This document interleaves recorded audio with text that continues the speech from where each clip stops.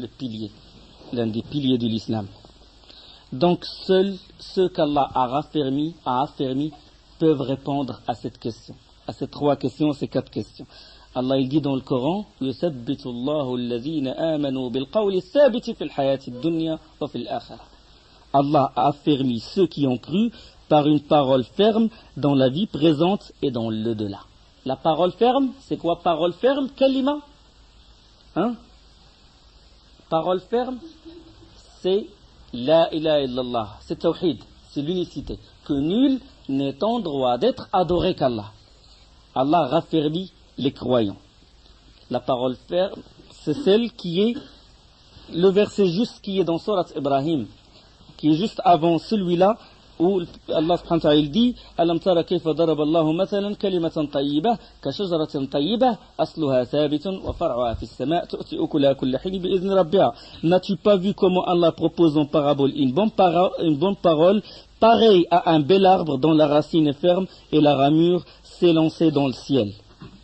Donc ça c'est la parole ferme. Le croyant, il tient.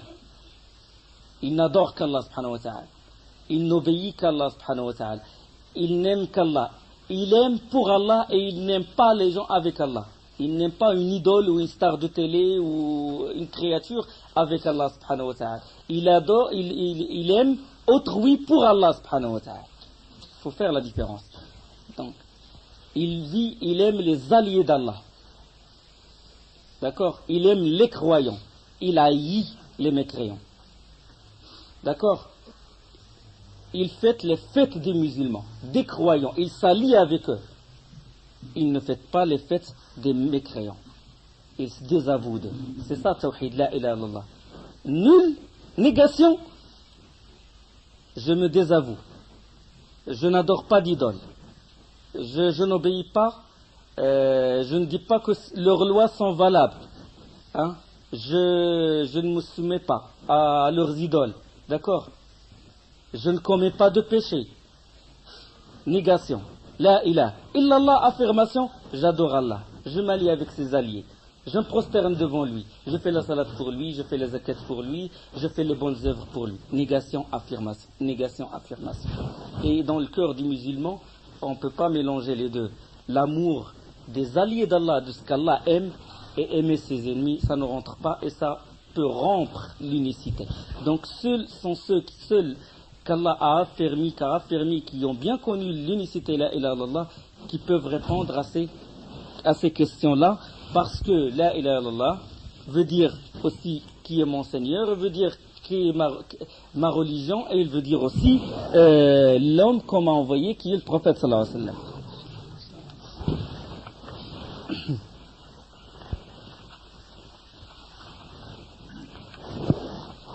Donc, ton œuvre. Les questions qui vont se poser, il va répondre mon Seigneur, c'est Allah. Ma religion, c'est l'islam. Cet homme qu'on m'a envoyé, c'est le prophète sallallahu alayhi wa sallam. L'œuvre, il va répondre que j'ai lu le livre d'Allah, j'ai cru en lui. Vous avez lu le livre d'Allah? Là, vous allez répondre à cette question. Et ils vont le gronder davantage. Et toujours il va répondre d'une réponse ferme. Et là, on lui ouvrit d'abord la porte vers l'enfer.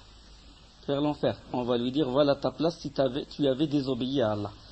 Voilà ce qui t'attendait si tu avais désobéi à Allah. Et on va fermer cette porte.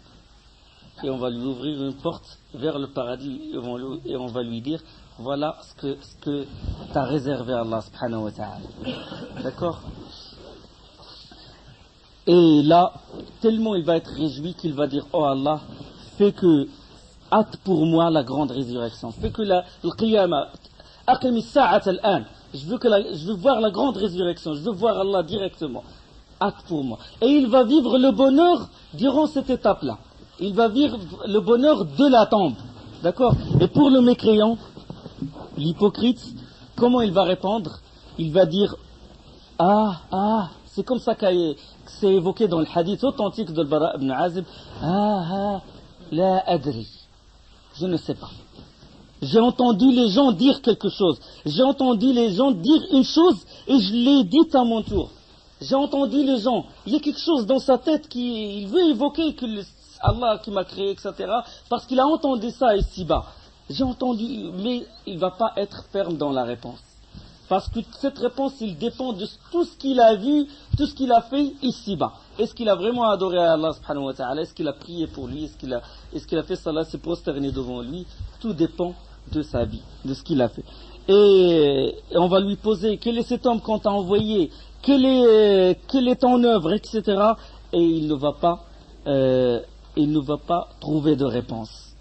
Et là, il sera alors frappé à grands coups de barre de fer. Une barre de fer. Et il repoussera des hurlements de douleur que l'univers tout entier entendra, à l'exception des humains. Et le prophète sallallahu alayhi wa sallam, il dit, par miséricorde, Allah n'a pas voulu vous faire entendre cette voix-là, parce que vous aussi vous allez passer par cette étape. Si jamais une personne il entend cette voix-là, le goût de la vie il va le perdre, et surtout si c'est quelqu'un de proche de lui, etc. Il veut pas, ça y est, après il veut plus, il ne peut pas vivre heureux ici-bas, il ne peut pas supporter la vie. Donc par miséricorde, Allah nous a caché ceci, mais le musulman, le croyant, il a une conviction claire que quand il passe à côté d'un cimetière des mécréants, il a la conviction forte qu'il subisse le châtiment. C'est ce que doit avoir tout musulman. Parce que croire au jour dernier, c'est un pilier de l'iman. C'est un pilier de la foi. Mal iman an tu'mina billahi wa malaikatihi wa kutubihi wa rusulihi wa l'yawm al-akhir.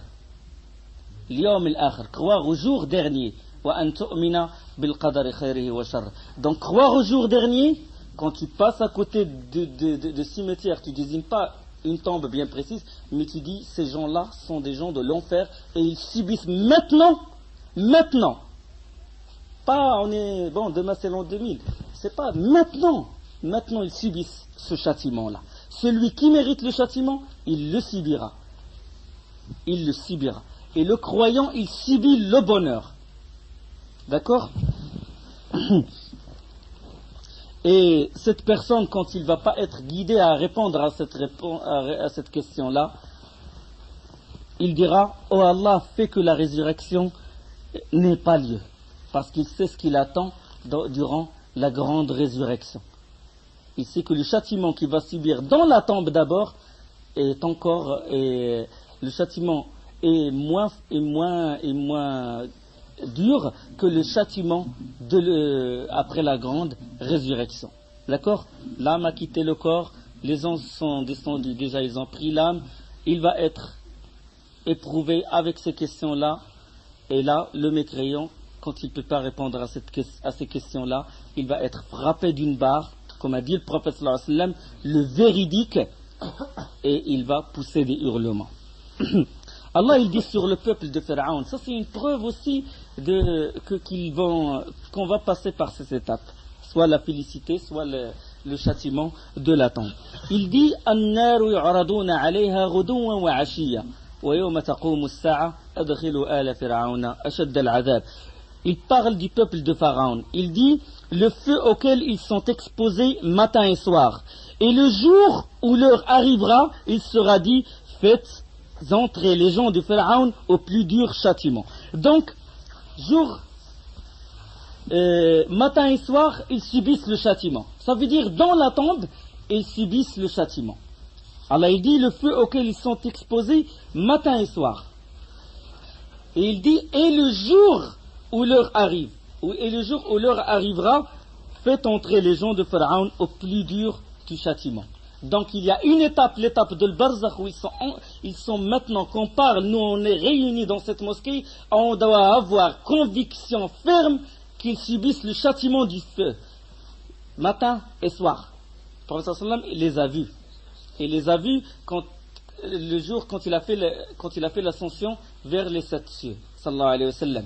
Et qu'il les a vus dans le monde de l'au-delà, il les a vus matin et soir. Et quand il passe, il piétine des gens. Et ces gens-là qui piétinent, ce sont les gens qui mangent riba, l'usuraire. D'accord? Donc ça, parlons de la publicité du châtiment de la tombe. Bon, en gros, parce que si on va détailler des choses, ça va être un peu long. La vie, il continue son cours. Il continue son cours. La vie, il continue son cours, et chacun de nous, il attend notre retour. Mais on a tendance à oublier. Dans le quartier, dans la cité, il y a quelqu'un, il est mort, et puis on a pitié au début, et puis on commence à pleurer parce que c'est quelqu'un qui dépeint les gens, quelqu'un qui fait beaucoup de bonnes œuvres, etc. Et au début, on rentre dans la mosquée, mais avec le temps, on oublie. On est tenté par les choses d'ici-bas, par les tentations, par Shaitan, et on oublie. Et la vie, il continue son cours. Et l'ange de la mort, il passe avec son registre. Ah bah tiens, celui-là, bon, celui-là c'est dans 4 jours, celui-là, bon, 3 ans, 4 ans. Chacun, il a un terme fixé, il passe autour de nous comme ça. Peut-être que tu es avec un copain et tout, le lendemain tu ne le trouves pas. Peut-être que c'est ton tour le surlendemain. Aïe, tu as terminé, il t'a donné Allah subhanahu wa ta'ala un délai où tu dois faire des œuvres, tu dois l'adorer, et tu dois faire ce qu'il a voulu de toi, ce qu'il a aimé que tu fasses pour lui. Il t'a mis à l'épreuve, et tu étais détourné par les mécréants, tu étais détourné par les gens pervers, les gens injustes. D'accord? Donc, ici-bas, c'est un test. J'ai dit, la vie continue, et chacun de nous attend son tour, génération après génération. Les événements, la venue de l'Antéchrist, la descente du Messie, de Jésus, Isa ibn Maryam, qui va prier derrière le Mahdi, il va suivre la législation du prophète sallallahu alayhi wa sallam, parce qu'il ne va pas descendre en tant que prophète, il va descendre en tant que serviteur d'Allah.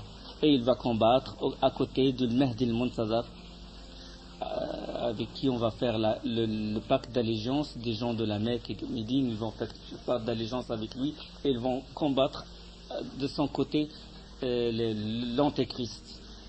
D'accord? Donc ces grands événements vont se passer.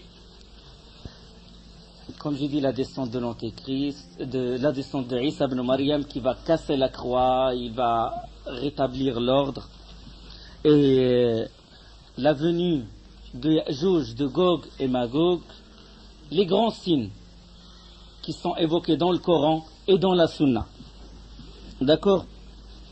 Et là, il y aura un vent qui va prendre les croyants de cette communauté.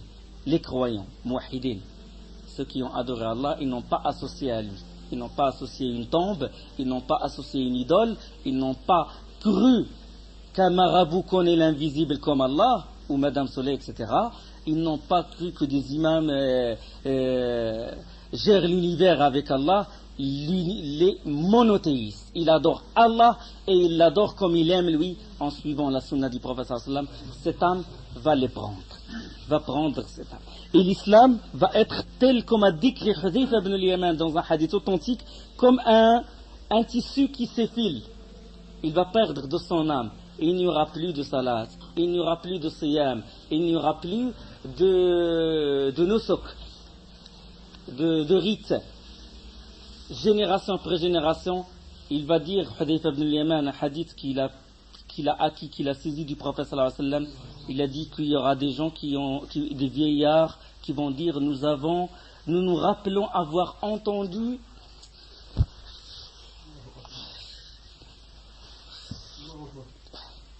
chaque fois que je me rappelle ce hadith, ils vont dire que nous rappelons que nos parents disaient cette phrase, La ilaha illallah. Et nous la disons.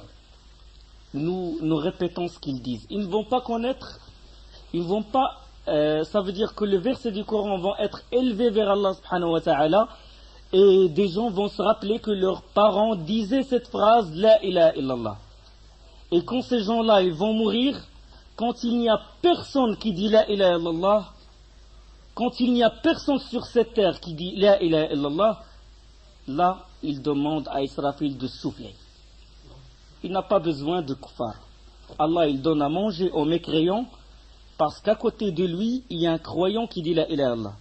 Il faut être sûr de ça.